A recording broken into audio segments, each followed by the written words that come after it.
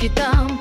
Няма идем живота трудов стаж. Общинаря нагъл го раздава богаташ. Цецо кмета вече на селото не се пуска отдавна от хорото. Вкал трева до коленете гази, а мисли само за личните си бази.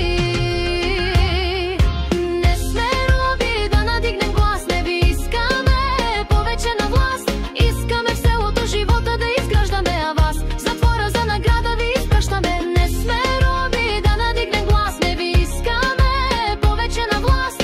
Искаме в селото живота да изграждаме, а вас затвора за награда ви изпращаме.